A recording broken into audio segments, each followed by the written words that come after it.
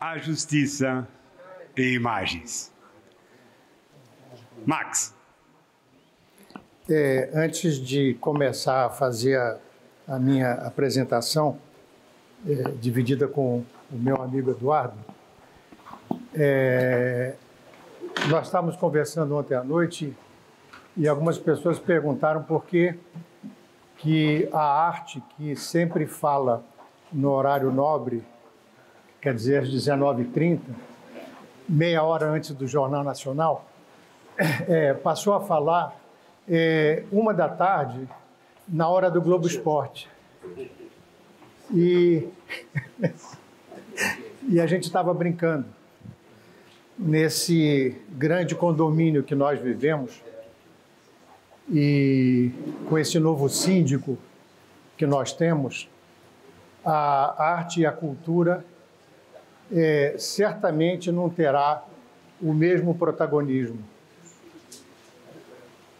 E esse é o terceiro ano que eu e minha mulher Beatriz participamos desse encontro. Sônia e Tércio, muito obrigado.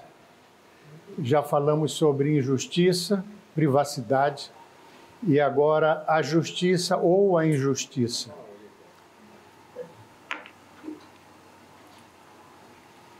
Desde os primórdios, coube aos artistas criar, interpretar a representação da justiça ou da injustiça. A representação da justiça, a balança, o martelo, a deusa Têmis e outros símbolos demonstram o poder da imparcialidade.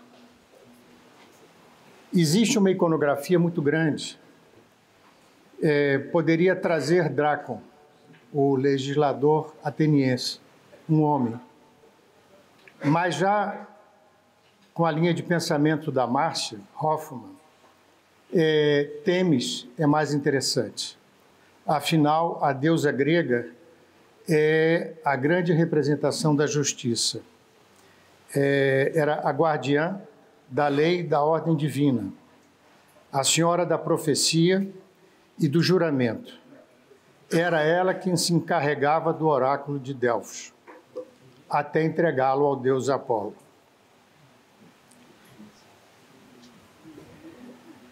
Essas são algumas das representações da justiça pelo mundo, da esquerda para a direita, na Suprema Corte da Federação Russa, sobre o Old Bailey em Londres, no Palácio da Justiça em Roma e duas representações no Palácio da Justiça de Paris.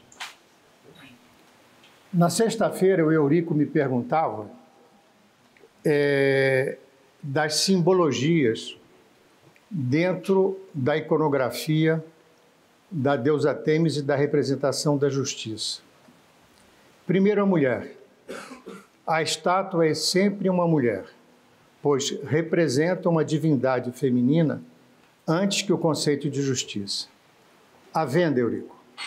Os olhos vendados representam a isonomia diante das partes, de modo que a justiça julga os fatos independentes das pessoas. A balança. A escala é um tipo de balança que simboliza o ato de julgar, ponderando os fatos e versões diante do que se prova à luz do direito. A coroa de louros, nem sempre representado nas esculturas de Têmis. É o símbolo da vitória, já presente em representações romanas, pois a justiça sempre deve vencer ao final. O cetro simboliza o poder e a autoridade da justiça entre todos.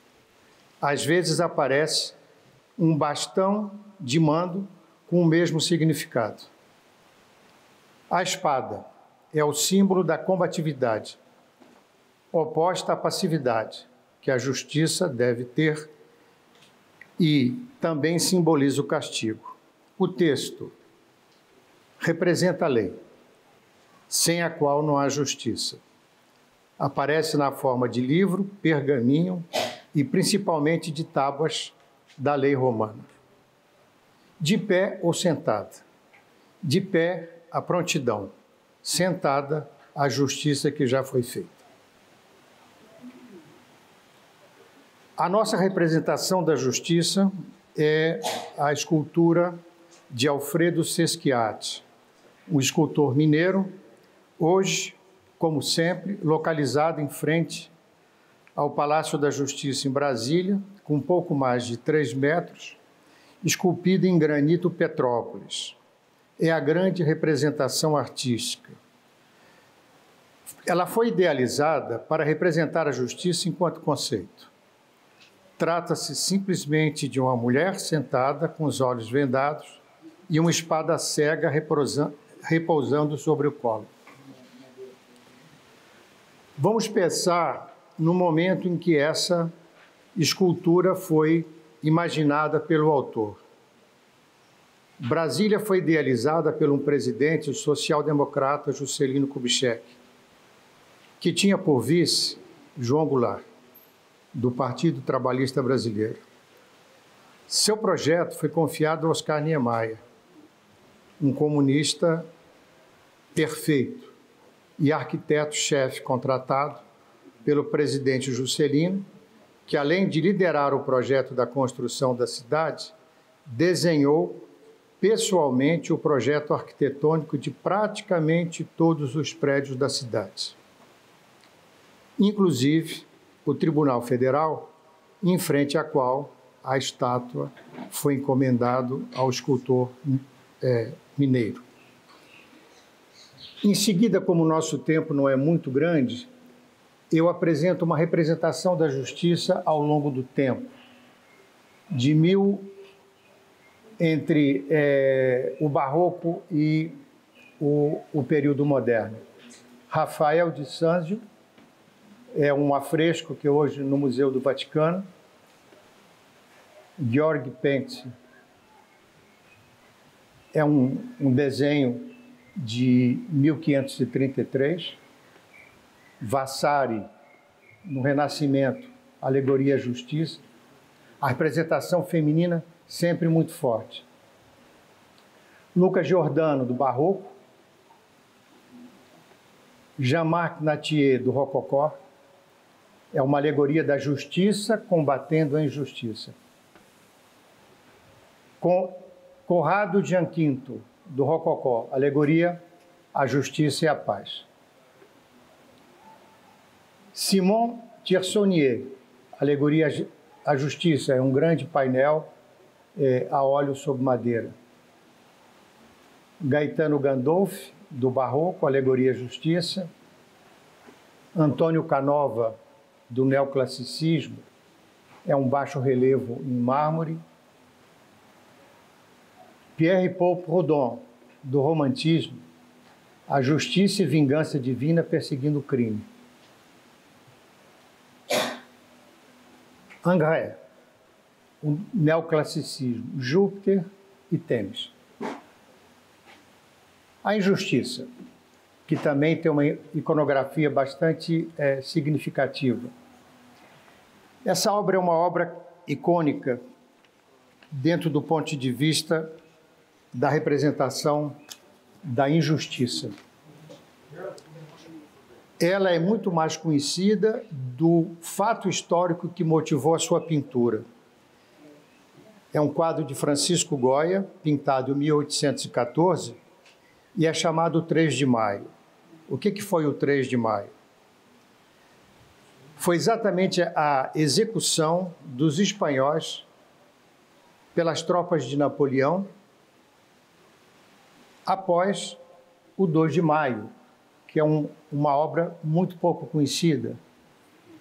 O 2 de Maio é exatamente quando as tropas de Napoleão chegam na Espanha e um grupo de populares armados,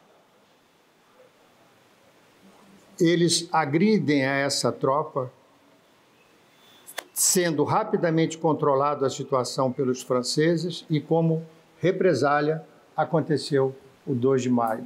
Um fuzilamento sumário de todos os revoltosos.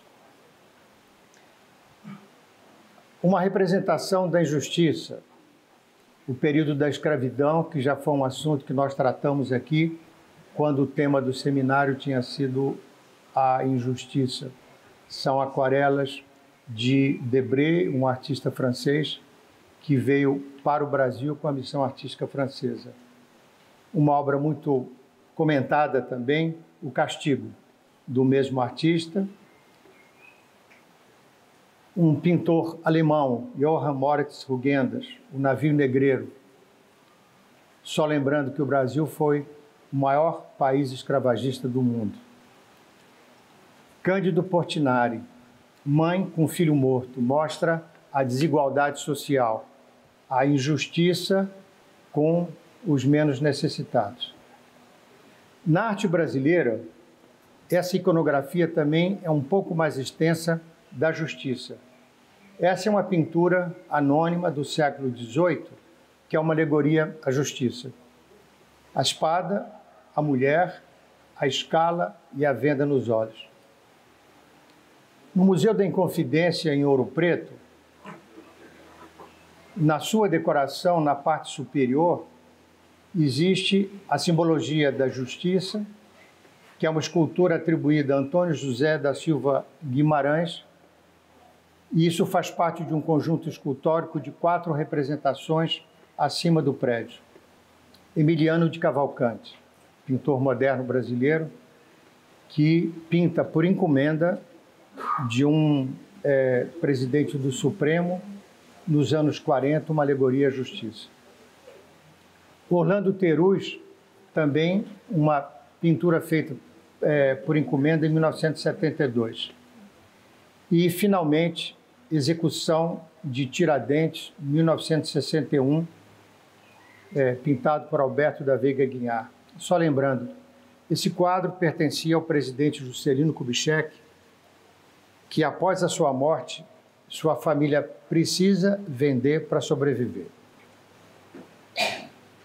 Falando um pouco sobre um dos pontos mais interessantes da representação da justiça foram as caricaturas e, mais adiante, os cartoons. Na França, o nome mais lembrado foi Daumier. Daumier era um pintor, desenhista e caricaturista. Ele retratou o mundo pomposo e arrogante dos advogados e juízes na França do século XIX. Daumier colaborou com inúmeros jornais da época, o La Silhouette, com La Caricature, e todos esses jornais foram fechados porque eram jornais que davam apoio à sátira. Então, ele deixa de fazer as suas caricaturas para publicação em jornal e torna-se pintor. Baudelaire elogia Daumier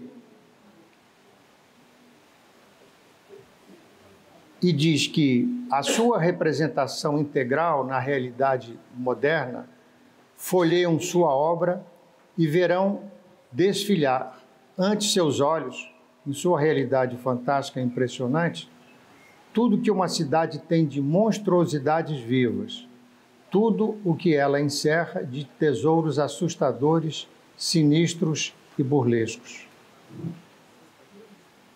A partir de 1865, Daumier passa a fazer uma série denominada Advogados e Juízes. Os homens da justiça, jamais, desde Rabelais, os trapaceiros haviam sido comprimidos de perto, mas pesquisados, mais implacavelmente dissecados, dos seus truques, nas suas manias, nas suas audácias, nas suas dissimulações. Essas roupas negras, essas faces barbeadas, o frio úmido das salas de audiência, tudo isso tem positivamente embriagado Daumier. Essa é uma série de pinturas e desenhos feitos por Daumier a partir de 1865. Advogado em debate, advogados conversando com o juiz, entre aspas, advogado, caso criminal e juiz, e em seguida as caricaturas que eram publicadas na imprensa na época. Eu fiz uma seleção de poucas que parece que vivemos o dia de hoje. Os banqueiros desonestos, advogados e empresários roubando uns aos outros. Somos todos homens honestos. E cenas forenses. Para concluir, a justiça, a crítica, as caricaturas e os cartões. A primeira caricatura da justiça que se tem notícia no Brasil, ela surge em Pernambuco e é reconhecido como tal num jornal chamado Marimbondo. Ali sim foi publicada a primeira caricatura brasileira, sempre Pernambuco.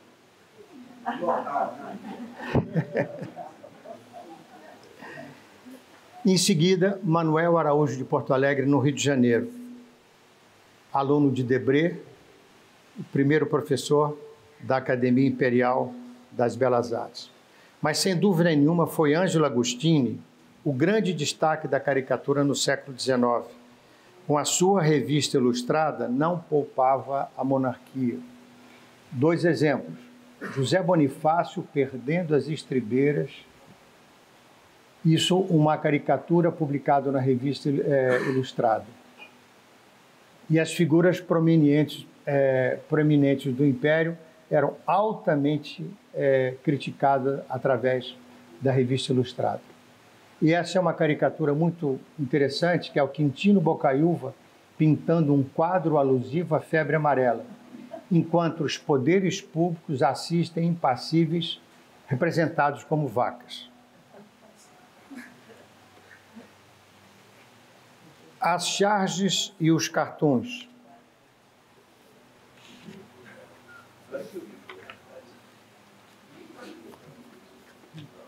Durante o período de exceção, nos anos 1960, havia no Rio de Janeiro o jornal Pasquim. O Pasquim não trago para essa comunicação, porque eu acho que só o Pasquim ele seria motivo de um seminário. E, por incrível que pareça, o Pasquim era fechado de manhã e era aberto na parte da tarde. E havia uma certa concessão à arte nesse período. Talvez nós não tenhamos a concessão na arte a partir de janeiro de 2019. Então, vários cartunistas, Nani, com informações dessa forma. A justiça é tão lenta que pensávamos que eles já estavam em greve há anos. Ou nova lei de prisão preventiva. Ela está mexendo, temos que impedir. E a representação do Sesquiate. O bafômetro, a justiça soprando, a impunidade, absolutamente impecável. Vamos amarrar a justiça. Angeli, que é simplesmente genial.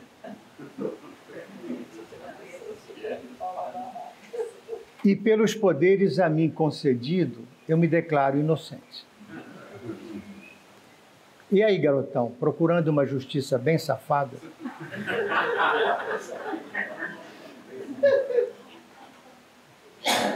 Mas tu não era o quarto poder, agora eu sou o primeiro, a mídia. Deve ser a tal da brecha da lei.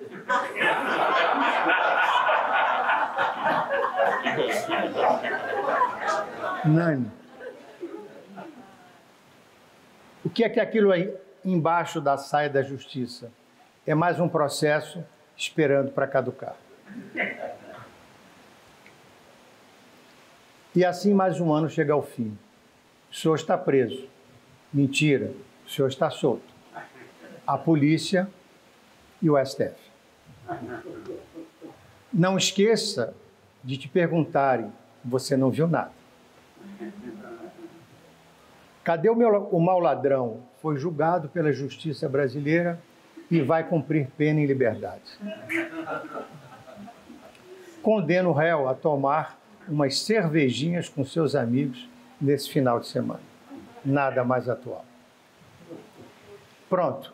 Essa é a última imagem, que é uma imagem controvertida, porque é uma fake imagem. Mas, se non è vero, è ben trovato. Obrigado.